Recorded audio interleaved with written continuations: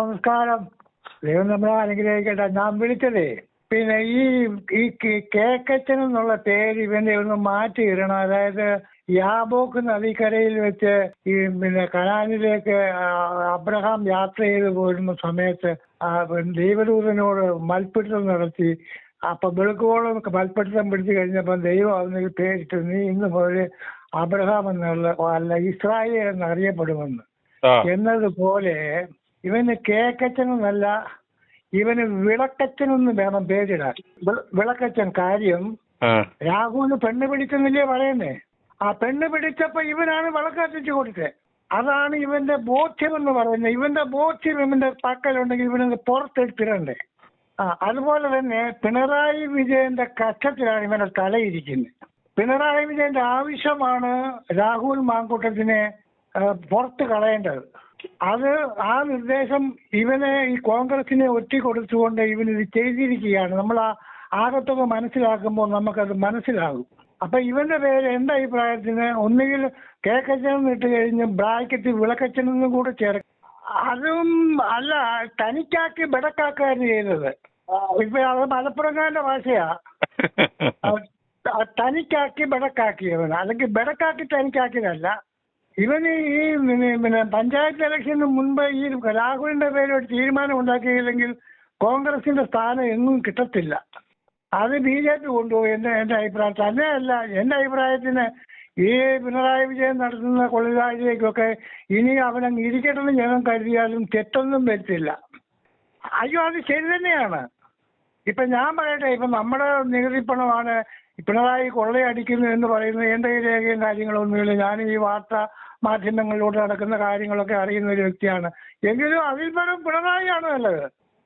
ഇത് എന്റെ അഭിപ്രായം. ഈ കേക്കച്ചനും രമേശ് ചെന്നിത്തലയോട് എനിക്ക് അത്ര വലിയ, അയാളെ ഒരു പ്രാവശ്യം തള്ളി പറഞ്ഞെങ്കിലും പിന്നെ അയാളൊന്നും അതേപ്പറ്റി കൂടുതൽ KC വേണുഗോപാൽ ഹൈക്കമാൻഡിൽ അവനെ ചെറുക്കി പിടിച്ച് പുറത്താക്കണം. ഹൈക്കമാൻഡ് എന്നും പറഞ്ഞൊരു കമാൻഡ് ഉണ്ടാക്കി വെച്ചിട്ട് ഒരു കമാൻഡ് ചെയ്യാനും നമ്മൾ എവിടെ ആണെങ്കിലും അതിന് മാർക്സിസ്റ്റുകാരനെ കണ്ടുപിടിക്കണമെന്നാണ് ഞാൻ പറയുന്നത്. കാര്യം എത്ര കോടികളുണ്ട് ആ മന്ത്രിസഭയിൽ. ഒറ്റ ഒരുത്തനെ അവർ തള്ളി പറഞ്ഞോ? ഒറ്റ ഒരുത്തന്റെ പദവിയെ നിഷേധിച്ചോ അവർ? ഇല്ല. അതാണ് നമ്മൾ കണ്ടുപിടിക്കുന്നത്. കാര്യം അതൊരു കുടുംബം പോലാണ്. ഞാൻ പറയാമല്ലോ, ഇപ്പൊ നമ്മുടെ കുടുംബത്തില് ഒരാൾ എന്തെങ്കിലും ഒരു അനീതി ചെയ്തു എന്ന് കരുതിയാലും ഇപ്പൊ സ്വന്തം തന്തയ്ക്ക് മകനല്ലെന്ന് പറയാൻ പറ്റുമോ? ആ ഒരു രീതിയാണ് മാർക്സിസ്റ്റ് പാർട്ടിയുടെ. അത് ശ്ലാഘനീയമാണെന്നാണ് ഞാൻ പറയുന്നത്. മനുഷ്യന്റെ മനസ്സ് പഠിച്ചിരിക്കുന്ന ഈ സമയത്ത് ഇവന്മാര് പഴയ കുറെ കലക്കഞ്ഞുകൊണ്ട് PJ കുര്യനെ, KC ജോസഫ്, അങ്ങനെ ഈ തിരുവഞ്ചൂര് ഇവന്മാരൊക്കെ ചേർന്ന് കഴിഞ്ഞാൽ കൊണ്ട്, അതുപോലെ തന്നെ പിന്നെയും എനിക്ക് പറയാനുള്ളത്, ഈ മുസ്ലിം ലീഗ് മുൻകൈ എടുത്താൽ കൊണ്ട് തീരുന്ന പ്രശ്നമേ ഉള്ളൂ. അപ്പൊ മുസ്ലിം ലീഗിന്റെ മനസ്സിലിപ്പം വേറെ എന്തെങ്കിലുമൊക്കെ ആയിരിക്കും. അവർക്ക് ഈ അപ്പക്കഷ്ണം വേണ്ടിയവരല്ലയോ? അല്ലെങ്കിൽ ഈ മുസ്ലിം ലീഗ് മുൻകൈ എടുത്ത് ഒരു വാക്ക് പറഞ്ഞു കഴിഞ്ഞാൽ കൊണ്ട് ഇവന്മാരെല്ലാം കിടുങ്ങും. കാര്യം മുസ്ലിം ലീഗിന്റെ ശക്തിയുള്ള ഒരു പാർട്ടിയാണ് മുസ്ലിം ലീഗ് എന്ന് പറയുന്നത്. ആ മുസ്ലിം ലീഗ് ആരെങ്കിലും നേതൃത്വത്തിൽ ഇടപെട്ട് അത് തെറ്റാണ്. അവനെ നമ്മൾ ഒരു MLA ഇല്ലയോ, തിരിച്ചെടുക്കണം. നമുക്ക് ഒന്നിച്ചു പോകണം. അവരുടെ ഭാഗത്ത് നിന്ന് ഇന്ന് വരെ ഇല്ല. ഇവിടെ ഞങ്ങളുടെ ഇവിടെ ഒരു ഗിരിവർഗക്കാരൻ പറയുമായിരുന്നു, മുഖത്തിറങ്ങി നിന്നിട്ട് എന്തെങ്കിലും കാര്യങ്ങൾ പറയുന്നത്. ഞാനും എന്റെ കല്യാണി ഊമ്പൊന്നൊരു അക്ഷരം പറഞ്ഞിട്ടില്ല എന്ന് പറഞ്ഞതുപോലെ അവരൊരക്ഷരം മിണ്ടുന്നില്ല. അവരൊക്കെ മുൻകൈ എടുത്തു കഴിഞ്ഞാൽ കൊണ്ട് ഈ പ്രശ്നം കേവലം നിസ്സാരമായിട്ട്, അല്ലെങ്കിൽ തന്നെ ഞാനങ്ങ് പറയുക, ഈ റിനി എന്ന് പറയുന്നവർക്ക് അല്ലെങ്കിൽ വേറെ ഏതെങ്കിലും പെണ്ണുങ്ങൾക്ക് ഗർഭമുണ്ടായെങ്കിൽ അവൾമാര് ഈ പീഡിപ്പിച്ചു എന്ന് പറയാൻ മടിക്കാത്തവര്, എനിക്ക് എന്റെ കുഞ്ഞുണ്ട് രാഹുൽ മാങ്കൂട്ടത്തിൽ, എന്റെ ഈ കുഞ്ഞിന്റെ പിതാവെന്നും പറഞ്ഞിട്ട് എങ്ങോട്ട് പറ്റുന്നേ കേരളത്തിലെ ജനത അവർക്ക് കെട്ടിച്ചു കൊടുക്കും. പിന്നെ ഇത്രയും പ്രശ്നം ഉണ്ടായപ്പോ ഒരാൾ സുപ്രഭാതത്തിൽ വരുക, ഇവൻ എന്റെ കുഞ്ഞാന്ന് പറഞ്ഞു വളരെ രംഗത്ത് ഈ പറഞ്ഞവള്. അതുപോലെ തന്നെ വേറൊരു സത്യം കൂടെ പറയാം. ഈ കഴിഞ്ഞ കാലങ്ങളിൽ, എനിക്കിപ്പോ 71 വയസ്സുണ്ട്, കഴിഞ്ഞ കാലങ്ങളില് നമ്മുടെ ഈ രാഷ്ട്രീയത്തിൽ ഈ പെൺവിഷയങ്ങളില്ലായിരുന്നു. കഴിഞ്ഞ കാലങ്ങളിൽ അഴിമതിയോ അല്ലെങ്കിൽ അതുപോലുള്ള PT ചാക്കോയുടെ കാലത്ത് ഞാൻ കേട്ടിട്ടുണ്ട്. പിന്നെ അന്ന് അടക്കത്തില്ല, അന്നില്ല കാര്യം. അന്നൊന്നും ആ PT ചാക്കോയുടെ കാലത്ത് ഗൗരിയമ്മ ഒരു പെണ്ണിനെ കാറി കൊണ്ടുപോയെന്നുള്ള ഒരു സംഭവമേ ഉള്ളൂ. അന്ന് മറ്റ് അഴിമതികളായിരുന്നു പണ്ടൊക്കെ. ഇന്ന് ഈ പെണ്ണാണ്. ഇപ്പൊ നമ്മുടെ ഉമ്മൻചാണ്ടി വളരെ പാവപ്പെട്ട സാധു മനുഷ്യന് ഏത് നിസാരക്കാരൻ്റെയും കാര്യം അയാളെ അപ്പം ഇത് ഒരു പിന്നെ ഒരു ഒരു ഒരു ഒരു കീഴ്വഴക്കമാക്കി ഈ പാർട്ടി വെച്ചിരിക്കുകയാണ് ഈ ഭരണകക്ഷി ഇപ്പോൾ. അതാണ് ഈ പെണ്ണ് കേസ് എന്ന് പറയുന്നത്.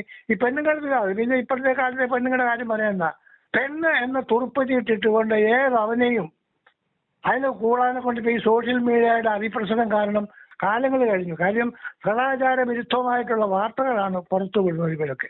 ഞാൻ പറഞ്ഞത് ഇപ്പൊ പെണ്ണ് കേസ്, പെണ്ണിന്റെ ഒരു പേര് പറഞ്ഞാൽ അതോ സത്യം എവിടെ കിടക്കുന്നു?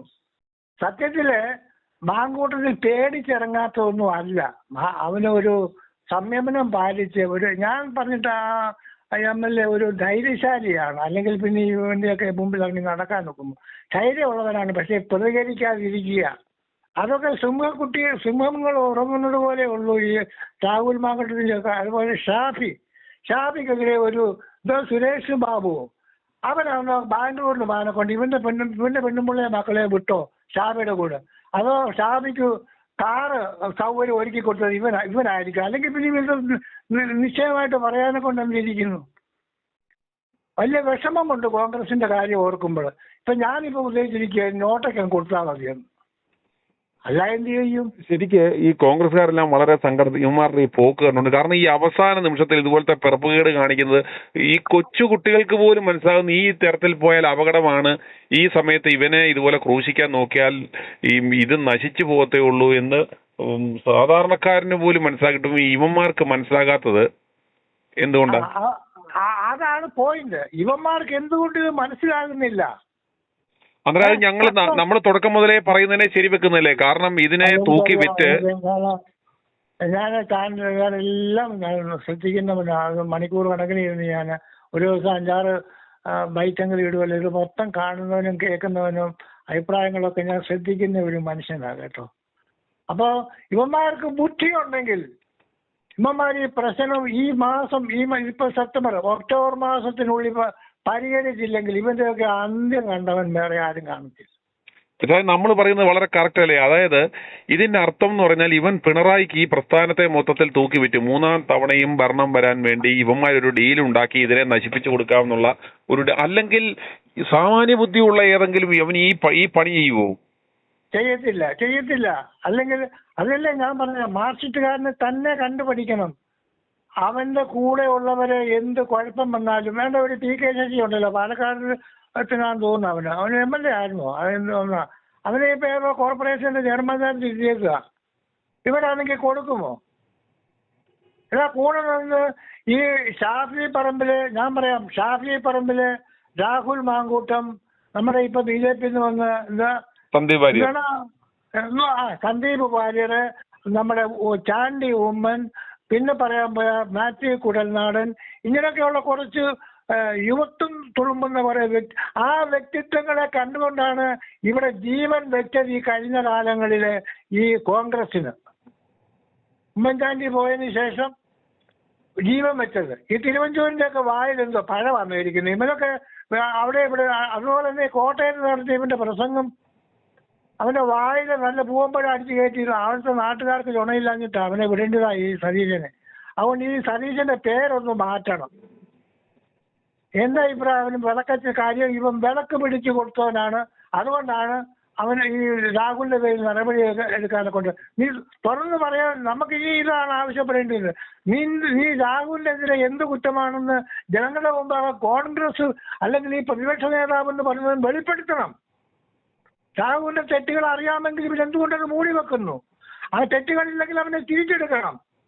അവനാ നഷ്ടപ്പെട്ട യൂത്ത് കോൺഗ്രസിന്റെ അധ്യക്ഷൻ ഇവരൊക്കെ ജയിലിൽ പോയിട്ടുണ്ടോ? ആ പാവം പിടിച്ചവർ അവന് അടി കൊണ്ടതൊക്കെ പുറത്ത് ഇന്നാൾ ഞാൻ ഏതോ ഒരു ഫോട്ടോയിലെ കണ്ടു. ഭരണപക്ഷത്തെ അനുകൂലിച്ച് സംസാരിക്കുന്നു. അത് തന്നെയോ? ഇപ്പൊ NSSനെ ആണെങ്കിൽ വിലക്കെടുത്ത് കഴിഞ്ഞു. വെള്ളാപ്പള്ളി പിന്നെ പറയേണ്ട, അവന് അറിയാം. അവൻ അവിടെ ഇവിടെ നിൽക്കും. പാമ്പിനെ കാണുമ്പോൾ തലയും മീനിനെ കാണുമ്പോൾ പാലും കാണിക്കുന്നവനാണ് വെള്ളാപ്പള്ളി ഗണേശൻ. ഇവരൊന്നും ഈ NSS ഈ നായർ സർവീസ് സൊസൈറ്റിക്ക് ഒരു പ്രയോജനമില്ലാത്തവനാ. ഇവരൊക്കെ എന്തിനാണ് ഈ സ്ഥാനം കരസ്ഥമാക്കുന്ന? കാശുണ്ടാക്കാനാ സഹോദര. നമ്മുടെ ഈ സഭയെ പറ്റി പറഞ്ഞാൽ ഈ സഭകളില് ഈ മെത്രാന്മാരുടെ ഒക്കെ കുടുംബങ്ങൾക്കാണ് നേട്ടം. സാധാരണക്കാരന്റെ കാശെല്ലാം സമാഹരിച്ച് കൊണ്ടുപോയി കുടുംബങ്ങൾക്ക് കൊടുക്കുക. അവരുടെ കുടുംബങ്ങൾ രക്ഷപ്പെടും. ഇത് രാഷ്ട്രീയം ഇപ്പൊ ഇതാണ്, ബിസിനസ് ആയല്ലോ, എല്ലാം ബിസിനസ്സാണ്. പൈസ എവിടെ വരും, എവിടെ വരും, എവിടെ വരും, എവിടുന്നാ പൈസ സമാഹരിക്കേണ്ടത്? ആ യഥാർത്ഥ രാഷ്ട്രീയ ചിന്താഗതിയോ രാഷ്ട്രീയ പ്രവർത്തനമോ അറിയാവുന്ന ഒരു നേതാക്കന്മാർ പോലും ഇന്ന് ഇന്ത്യയിലില്ല. BJP എന്താ കാണിക്കുന്നത്? BJP അവസരത്തിനൊത്ത് അവരും വേലകൾ ഇറക്കിക്കൊണ്ടിരിക്കുക. യഥാർത്ഥമായ ഒരു രാഷ്ട്രീയം ഉണ്ടോ? ഏതെങ്കിലും ഒരു കുറ്റം ചെയ്ത ഒരു രാഷ്ട്രീയക്കാരനെ ഒന്ന് ശിക്ഷിച്ചിട എവിടെങ്കിലും പറയാമോ പേര്? അതോ ഈ കഴിഞ്ഞിടയിലെങ്ങാണ്ട് ഒരു SP ആണെന്ന് തോന്നുന്നു, ഒരു SP-യുടെ വാഹനം പോയി ഒരു വഴിയാത്രക്കാരനെ ഇടിച്ചു. വഴിയാത്രക്കാരന്റെ പേര് കേസെടുത്തിരിക്കുന്നു. അത് ഇന്ന് വാർത്തയെ പറയുന്നത് കേട്ട് ഈ പോലീസ് ഉദ്യോഗസ്ഥർക്കൊക്കെ എതിരെ അന്വേഷണമോ നടപടികളോ ഒക്കെ വരാൻ പോവാന്ന്. കാലങ്ങൾ കഴിഞ്ഞായിരിക്കുമല്ലോ. നിരപരാധികളെ ക്രൂശിക്ക് കഴിഞ്ഞ് അവനെല്ലാം അനുഭവിച്ച് കഴിയുമ്പം സത്യം വെളിപ്പെട്ട് കഴിയുമ്പം അത് അങ്ങനെ ഇങ്ങനെ പോട്ടെ ഒരു തടവ് കടയിൽ വിട്ടാലെ കൊണ്ട് ഇത് ഒരു നീതിയാകുമോ? നീതി കിട്ടേണ്ടവിടെ നീതി കിട്ടണ്ടേ?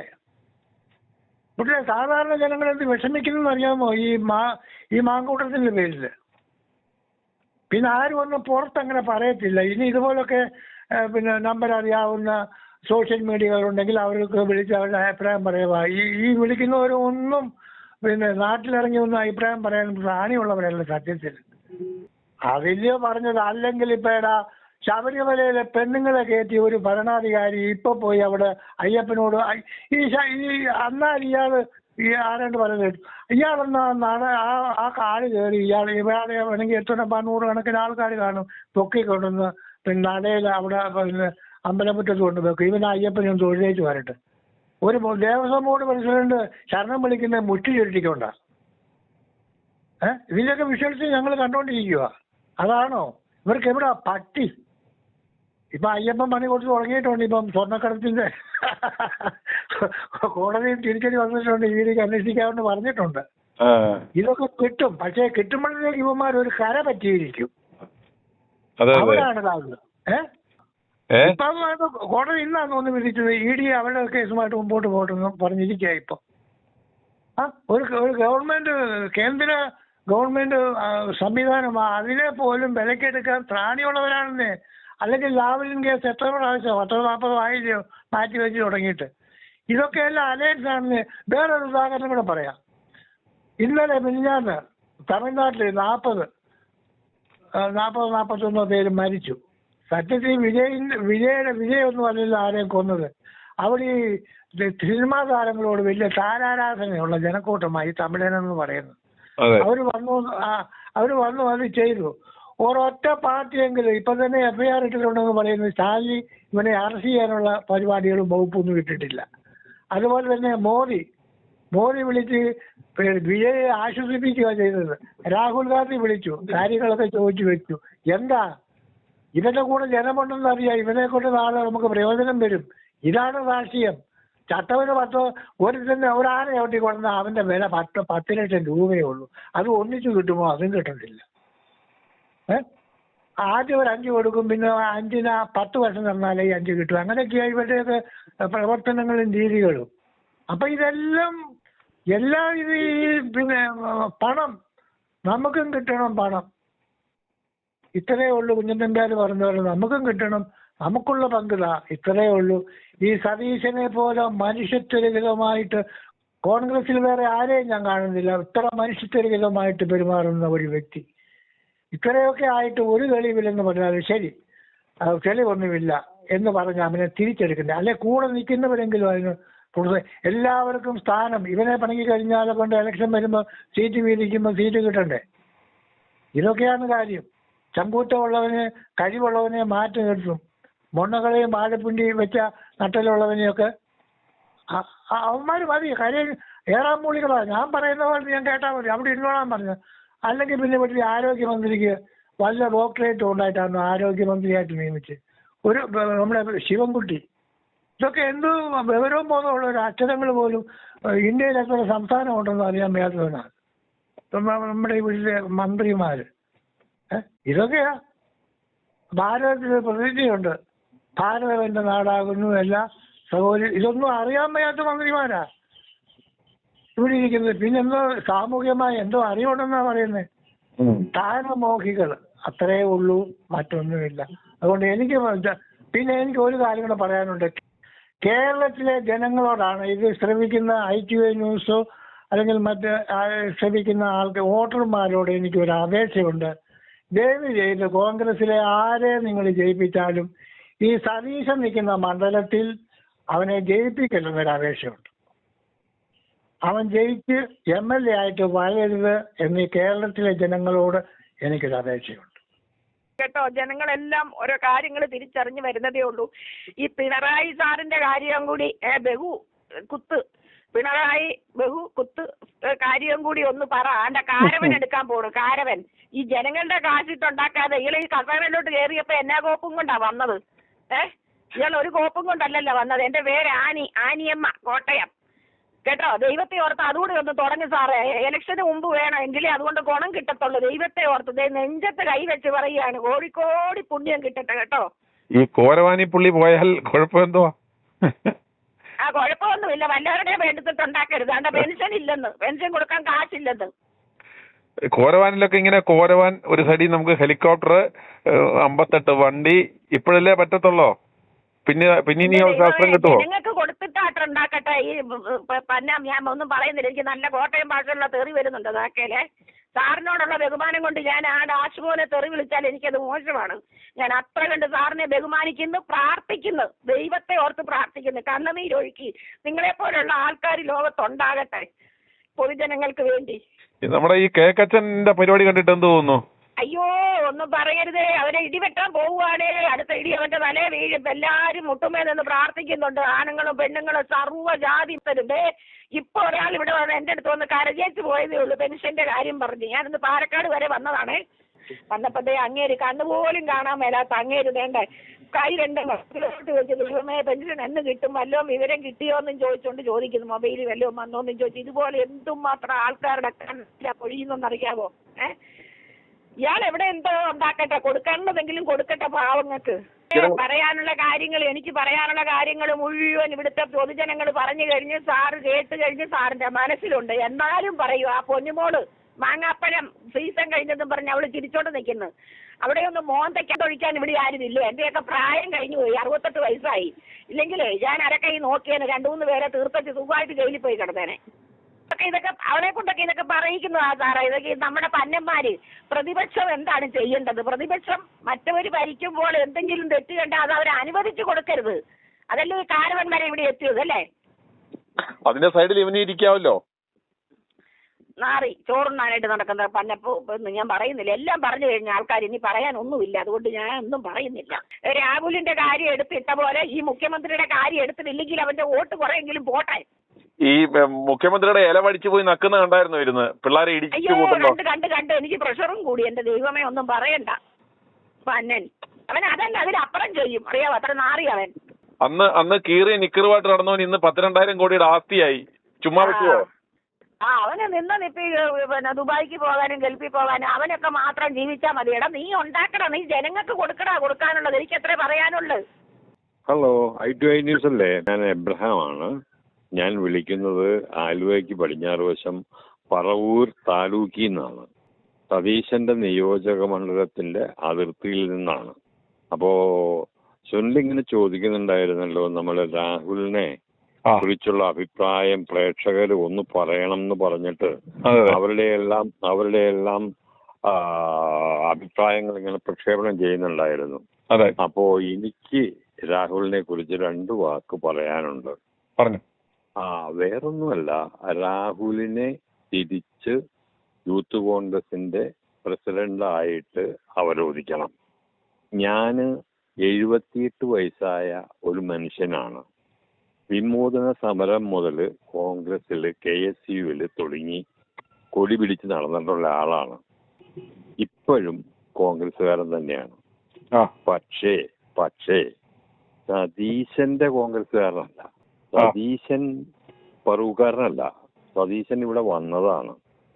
സതീശന് മുമ്പ് ഇവിടെ മത്സരിച്ച പല സ്ഥാനാർത്ഥികളും കോൺഗ്രസ്സുകാരായിരുന്നു.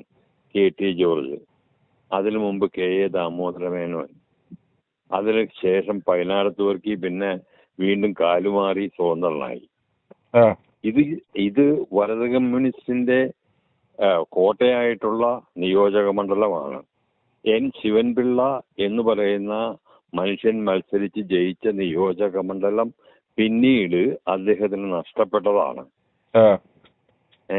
ഈ 25 കൊല്ലം സതീശൻ അവിടെ നിന്ന് ജയിച്ചു വന്നിട്ട് പറവൂർ നിയോജക മണ്ഡലത്തിന് വേണ്ടിയോ കേരളത്തിന് വേണ്ടിയോ എന്താ ചെയ്തേ? ഇപ്പൊ പ്രതിപക്ഷ നേതാവായിട്ട് 4 കൊല്ലം കഴിഞ്ഞില്ലേ? എന്തെങ്കിലും ഒരു സമരം ചെയ്യാൻ അയാൾക്ക് സാധിച്ചോ? ഇല്ലല്ലോ. ഇല്ല. പിന്നെ കിട്ടുന്ന സ്റ്റേജിൽ കയറി കുറച്ച് സുവിശേഷം പറയും. ആ സുവിശേഷമൊക്കെ അയാളുടെ PR വർക്കാണെന്ന് ആൾക്കറിയാൻ പാടില്ല. അയാളുടെ അവിഞ്ഞ മോന്ത കണ്ട തന്നെ അറിയാൻ പാടില്ലേ അയാളൊരു കള്ളനാണെന്ന്?